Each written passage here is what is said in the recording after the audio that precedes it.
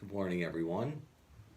On Sunday, I did my first ever YouTube video from the Rectory Chapel here in Ilion.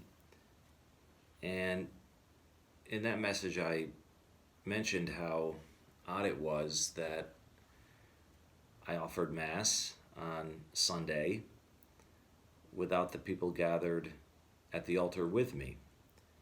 But I wasn't sure exactly why that was so odd. I couldn't really put my finger on it until I received an article from a parishioner of mine by Father Paul Scalia.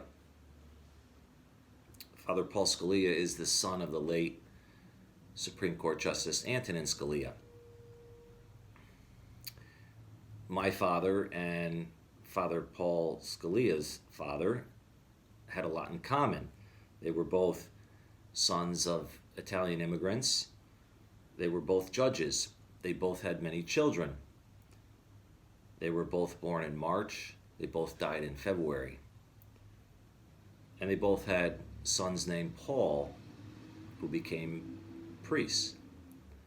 And so I feel like I have a lot in common myself with Father Scalia, whom I have yet to meet, but hope one day that I will.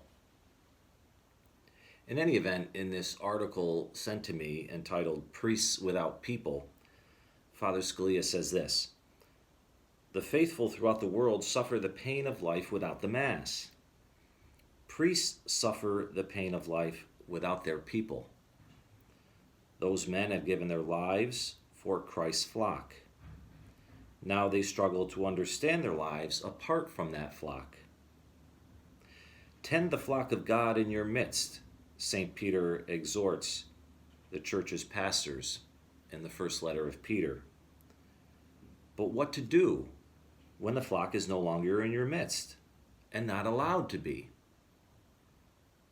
The whole situation sets in stark relief this truth about us parish priests. We are ordained propter homines, to serve the people of God. Our lives don't make sense without a people to serve or a flock to tend. Beautiful, beautiful words, and ever so true. And I'm grateful that technology has allowed me in some respects to stay in touch with my people, in this case through YouTube. But it's not the answer. It's just a stopgap measure. And why is that? Well, because, again, in Father Scalia's words, technology, as useful as it is, cannot actually put us in touch with one another. It only tides us over until authentic human communication, unmediated, face-to-face, person-to-person, can be recovered.